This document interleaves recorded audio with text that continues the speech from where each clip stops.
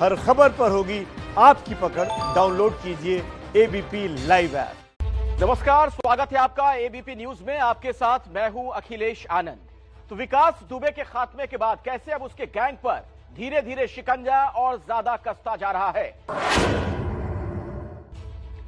Encounter के बाद अब विकास दुबे का नया वीडियो सामने आ चुका है। इस वीडियो में विकास दुबे एक शादी में डांस करता हुआ दिख रहा है।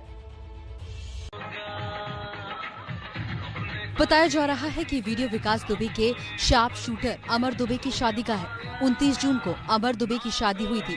3 दिन पहले अमर दुबे को भी पुलिस ने एनकाउंटर में मार गिराया था। अमर के ससुराल वालों ने बताया कि शादी बिकरू गांव में ही हुई थी और सारा इंतजाम विकास दुबे के घर पर ही हुआ था। बिकरू गांव में ही हुई थी। ये पैर घर तो विकास का था, जहाँ पे सब खाना पीना हुआ था, और जो है पैर वो उनके घर में पूजे थे, अमर के घर में। अमर दुबे को विकास का राइट हैंड माना जाता था, लेकिन कानपुर हत्याकांड के बाद पुलिस के एक्शन से दोनों के बीच अनबन शुरू हो गई थी। कानपुर में 8 पुलिस वालों की हत्या के बाद फरार विकास दुबे 2 दिन तक फरीदाबाद में ही छिपा रहा। इस दौरान विकास का सबसे करीबी गुर्गा अमर दुबे भी उसके साथ ही था। फरीदाबाद के सेक्टर 87 में विकास अपने एक दूर के रिश्तेदार के घर रुका था, वो भी जान से मारने की धमकी देकर। अब विकास और अमर के एनकाउंटर के बाद इस परिवार की महिला ने बड़ा खुलासा किया है। महिला का दावा है कि विकास अमर को अपने साथ ले जाना चाहता था, लेकिन अमर उसके साथ जाने को राजी नहीं था, जिसे लेकर दोनों का झगड़ा हुआ था। अमर की लड़ाई हो गई थी विकास से ना। हाँ, इसलिए कि वो कह रहा था कि तुम मत अभी जाओ, तुम न जा, मेरे साथ रहो। बोला कि हम नहीं रहेंगे तुम्हारे साथ, हम जा रहा हूँ, मेरी जो अभी शादी हुई है, हमारी जिंदगी बर्बाद हो जाएगी, हम चले जाएंगे। इस महिला का पति श्रवण और बेटा दोनों पुलिस की गिरफ्त में हैं और महिला उनकी रिहाई की गुहार लगा रही है। विकास दुबे के मारे जाने के बाद अब प्रवर्तन निदेशालय ने उसकी संपत्तियों की जांच शुरू कर दी है। एनकाउंटर के बाद अब विकास दुबे के करीबियों पर शिकंजे की तैयारी है, इसलिए अब ईडी गैंगस्टर के आर्थिक साम्राज्य की जांच शुरू करेगी। ईडी ने यूपी पुलिस को एक चिट्ठी लिखी है। इसमें विकास दुबे के करीबियों की संपत्ति की जानकारी मांगी गई है। ईडी पता लगाने की कोशिश में है कि आखिर विकास दुबे के फाइनेंसर कौन कौन लोग थे और किन किन लोगों ने विकास दुबे की शह में बेनामी संपत्ति बनाई है। ईडी ने पुलिस से विकास दुबे गैंग के दूसरे सदस्यों की संपत्ति का ब्यौरा भी मांगा है। विकास दुबे की मौत के बाद अब उसके करीबियों पर शिकंजा कसा जा रहा है। कानपुर हत्याकांड के बाद फरारी के दौरान जिन जिन लोगों ने विकास दुबे की मदद की थी, पुलिस अब उनकी धरपकड़ में जुट गई है। कानपुर पुलिस ने आज ग्वालियर के रहने वाले ओम प्रकाश पांडे और अनिल पांडे को गिरफ्तार किया है। अब इन दोनों से विकास के बाकी मददगारों के बारे में जानकारी जुटाई जा रही है। इस बीच कानपुर के बिकरू गांव में अब भी सन्नाटा पसरा हुआ है। ये विकास दुबे का ही खौफ है, जो उसके मारे जाने के बाद भी गाँव वालों के दिल में दहशत कम नहीं हो रही है। यही वजह है कि बिकरू गांव अभी तक सुनसान पड़ा हुआ है। गलियां पूरी सुनसान पड़ी हुई हैं। कोई भी नजर अभी तक यहाँ इस गांव में नहीं आ रहा है। चारों तरफ सन्नाटा पसरा है। सिर्फ पुलिस मौजूद है विकास दुबे के घर के अंदर। इस बीच लोगों के मन से डर निकालने के लिए पुलिस अधिकारियों ने गांव वालों के साथ बैठक की। जी हां, प्रशासन कदम उठा रहा है ताकि बिकरू गांव में लोगों के मन से भय जाए और इसका अब असर भी दिखना शुरू हो चुका है। विकास दुबे के गांव में आरएएफ की टीम तैनात है और प्रशासन के इस कदम का असर देखिए। एक युवक विकास दुबे के नाम के शिलान्यास के पत्थर को तोड़ रहा है। बताया जा रहा है कि युवक और उसका पूरा परिवार विकास दुबे के आतंक से परेशान था।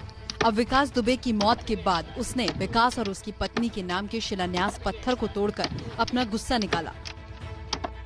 बिकरू गांव में आरएएफ की तैनाती भी इसी मंशा से की गई है, ताकि यहां के लोगों के मन में बैठे डर को दूर किया जा सके।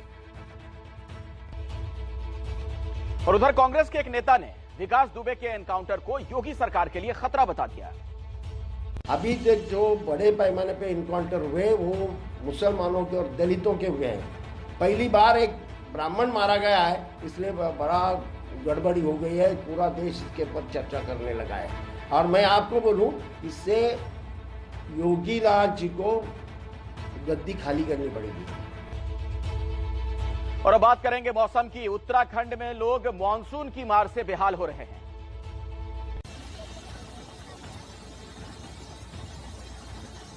तस्वीरें पिथौरागढ़ के मुंशियारी की हैं, जहां नाले के तेज बहाव की चपेट में ये सफेद कार आ गई। कार सवार 2 लोगों ने किसी तरह अपनी जान बचाई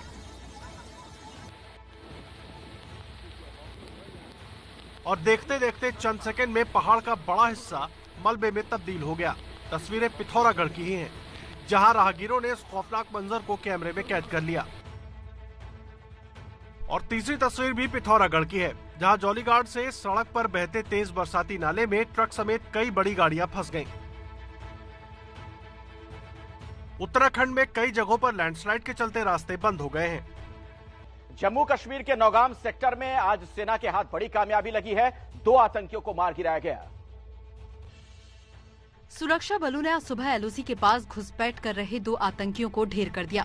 सेना को सुबह उत्तर कश्मीर के नौगाम सेक्टर में एलओसी पर संदिग्ध गतिविधि दिखी, जिसके बाद सेना ने गोलीबारी की, जिसमें 2 आतंकी मारे गए। इन आतंकियों से 2 AK-47 राइफल और कई विस्फोटक सामग्रियां जब्त की गई हैं।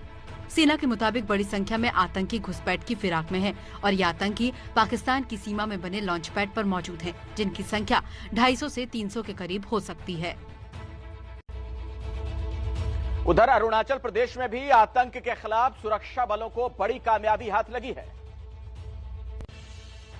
पूर्वोत्तर राज्यों में दहशत फैलाने की साजिश रच रहे 6 उग्रवादी आज एनकाउंटर में ढेर हो गए। ये मुठभेड़ अरुणाचल प्रदेश के तिरप जिले में हुई, जहां एक गांव में NSCN-IM संगठन के उग्रवादियों के छिपे होने की खबर मिली थी। सुरक्षा बलों के ऑपरेशन के दौरान उग्रवादियों ने जवानों पर गोली चलाकर भागने की कोशिश की, जिसके बाद हुई मुठभेड़ में सभी उग्रवादी ढेर हो गए। मारे गए उग्रवादियों के पास से AK-47 राइफल और काफी मात्रा में गोला बारूद बरामद हुआ है। पंचनामा में अब बात करेंगे मुंबई के उस धारावी की जो कोरोना से बुरी तरीके से त्रस्त था, लेकिन अब उसके खिलाफ लड़ाई लड़ने की उसकी WHO तक तारीफ कर रहा है। एशिया की सबसे बड़ी झुग्गी बस्ती धारावी में कोरोना के केस आए तो हर किसी के मन में डर था कि आखिर इतनी घनी आबादी में वायरस फैलने से कैसे रुकेगा। लेकिन अब जब यहाँ कोरोना के संक्रमण की चेन टूट चुकी है तो विश्व स्वास्थ्य संगठन ने भी इसकी तारीफ की है। धारावी में जुलाई के महीने में हर रोज औसतन 10 से कम केस आए हैं। जून में यहाँ औसतन 20 से 25 केस आते थे। मई महीने में धारावी में रोज औसतन 50 केस रिपोर्ट होते थे। इस घनी आबादी वाली बस्ती में आखिर कोरोना काबू में कैसे आया, इसका जवाब है ये तस्वीरें। यहाँ प्रशासन और मेडिकल टीम ने लोगों के घर घर जाकर थर्मल स्क्रीनिंग की, ट्रैवल हिस्ट्री पूछी गई, ज्यादा से ज्यादा टेस्ट किए गए। और आज पंचनामा में फिलहाल इतना ही, लेकिन आगे जरूर देखिएगा सुपर 40 में देश दुनिया की तमाम बड़ी खबरें।